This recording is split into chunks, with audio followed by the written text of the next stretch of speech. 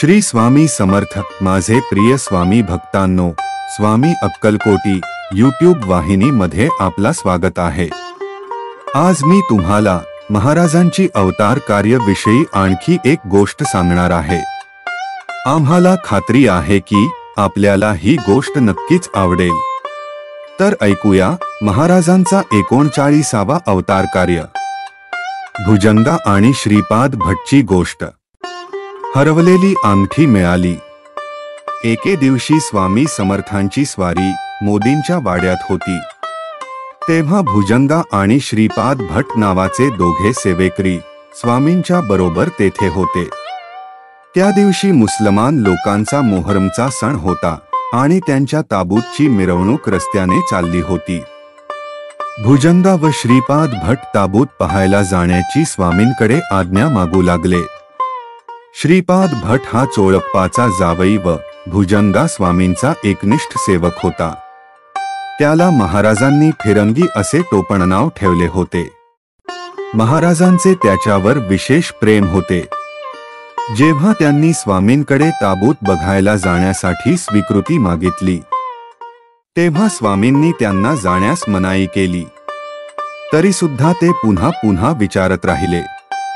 तेव्हा स्वामी रागाने म्हणाले, नको म्हणून सांगितले तरी पुन्हा पुन्हा तेच तेच का विचारता. एवढे होऊन सुद्धा हे दोघेजण स्वामींची दृष्टी चुकवून ताबूत पाहण्यास निघून गेले. जाताना श्रीपाद भटाने आपल्या हातातील 3-3.5 तोळ्यांची सोन्याची अंगठी गर्दीत हरवेल म्हणून भुजंगाकडे ठेवण्यास दिली. तो दिवस ताबूत बुडविण्याचा असल्यामुळे हजारो लोकांची गर्दी उसळली होती. हे दोघेजण सुद्धा गर्दीत सम्मिलित झाले. ताबूतावर उडविण्यासाठी भुजंगाने रेवड्या व खारका घेतल्या होत्या, त्या तो उडवून लागला. रेवड्या उडविण्याच्या नादात आपल्या हातातील श्रीपाद भटाचे अंगठी सुद्धा उडाल्याची गोष्ट काही वेळाने त्याच्या लक्षात आली. त्याबरोबर दोघेही घाबरून गेले. 2 तास शोधाशोध करून सुद्धा अंगठी मिळाली नाही. तेव्हा दोघेही स्वतःला दोष देत रडू लागले. नको जाऊ असे स्वामींनी सांगितले असून सुद्धा आपण ऐकले नाही. त्याचीच ही शिक्षा. आता स्वामींजवळ जाऊन चूक स्वीकार करण्याशिवाय गत्यंतरच नव्हते. दोघेही घाबरतच स्वामींकडे आले व रडत रडत घडलेला सर्व प्रसंग स्वामींना सांगितला. ते ऐकून स्वामी दोघांवरही रागावले.